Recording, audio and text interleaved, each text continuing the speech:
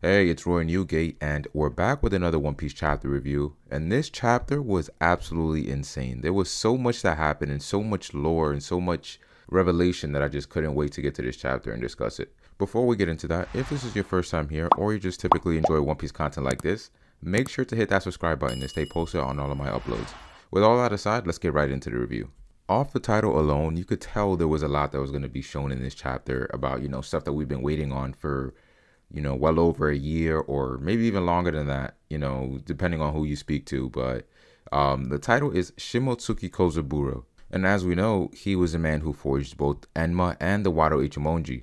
And in an SBS, Oda hinted that we would be learning a lot about him at some point, as well as Zoro's, overall lineage and everything. And now we're finally here. We're finally getting into those sort of details. And as we start the chapter, we go straight back into Zoro versus King, and we see the situation with Enma constantly draining Zoro's haki, and we would have thought earlier, this might be something that Zoro doesn't have to deal with anymore, but in this fight, it's still something that's, hindering him, something that's holding him back. And so for this portion of the fight, he's trying to figure out what's going on. Why is Enma, forcing all this haki out of him at a time like this, at a time when he's desperately trying to gain the upper hand on King and figure out why none of his attacks are working and doing absolutely no damage whatsoever. And that's when King notices that Zoro is having these sort of issues as he pulls up on him, and Zoro uses this moment to, attack King directly.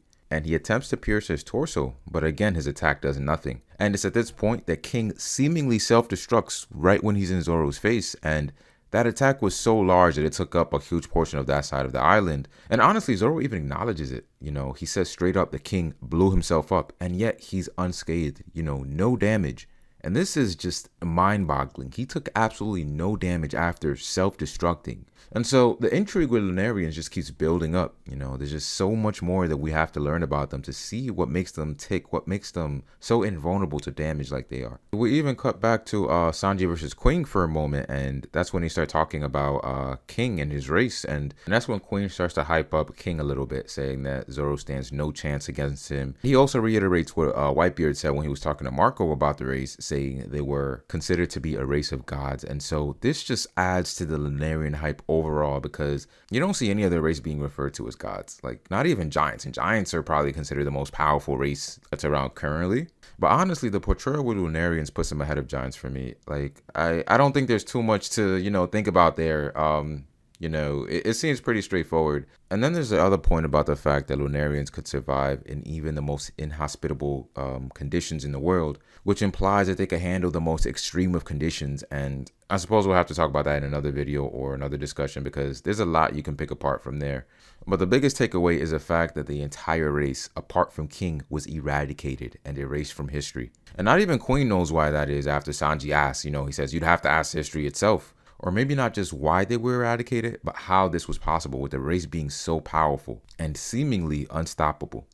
And with this, we can infer that maybe the world government was threatened by how powerful this race was and sought to, take them out and eliminate the threat that the Lunarians may have posed to how the government wanted to run everything. So there's definitely a lot to think about there. And then as we cut back to Zoro versus King, Zoro prepares a Shi-Son-Son as he's taking the moment in, and he lands a direct attack. And this is an attack Zoro calls one of his strongest. And yet King again remains unfazed, taking 0 damage. And we've only ever seen this kind of thing with Mr. One, where Zoro had all of, all these powerful attacks, all these, destructive capabilities, and yet they were not doing anything to his opponent. And I say this is on a much larger scale because Zoro hasn't even been able to overpower him during, most of his exchange. He's just been getting tossed around and thrown around, and it's just absolute domination on King's part. And obviously, we know who Zoro is. He's no slouch. Like, this is Roronoa Zoro getting done like this. So that whole thing about a race of gods is really speaking volume right now. And it's really insane to think about when you realize that King has both his race supplementing his durability on top of the Ancient Zone durability. So it's just so much that Zoro has to overcome to win this fight. And the tension is just at an all-time high every time we cut back to this fight. So King prepares another Imperial Tempura, which is the same attack he did when he was in the air that Zoro referred to as a kind of like a laser beam. And this one is even bigger, and you can see the effect on the island as he takes out a huge portion of that side of the island. And Zoro at this moment is getting his haki, straight up sucked from Enma again, and he just doesn't have time to think, doesn't have time to take things in, or even, dodge or block the attack from King like he did before. So he has to take it directly, and as this is happening, he loses his swords, and they're falling off the island, and he's going for them one by one, and it's at this moment that we start transitioning into, a flashback. As he goes to the Sandai Kitetsu, we go back to the first time that he obtained the sword. And the same thing with the Wado Ichimonji. He seems especially relieved to have saved the Wado because, we know how much that means to him, how much weight there is with him wielding that sword. It represents the whole promise that he made to Kuina about taking up her part of the training and becoming the world's strongest swordsman. And that's when we start going back to the conversation between him and Hitetsu, where he tells Zoro that the Wado Ichimonji that he wields is also forged by the same man who forged Enma. And he starts to refer to it as fate. And honestly, I don't see any other way you can look at this and just not call it fate, especially because there's just been whole connotation of fate assigned to Zoro throughout most of the arc. Like, we can go back to the scene where Kawamasu starts talking about Zoro and how he returns Shisui to Wano, and how that must be some sort of act of fate with Zoro as well because of everything that they started to learn about him and take in, such as the resemblance to Ushimaru and Ryuma and what they meant to Wano and everything. And going back to the fight, that's when Zoro starts to take in everything himself and starts to piece things together. He starts to wonder, how did a Zord from Wano end up in Shimotsuki village? And he slowly realizes the old geezer in the village that he used to talk to, that he found out was Kuina's grandfather, was the same man who forged these swords, the same man who forged Enma and the Wado Ichimonji. And then we start flashing back to 13 years ago when Zoro had his talks with Kozaburo and the knowledge that he dropped on him as he was, aspiring to be the world's greatest swordsman.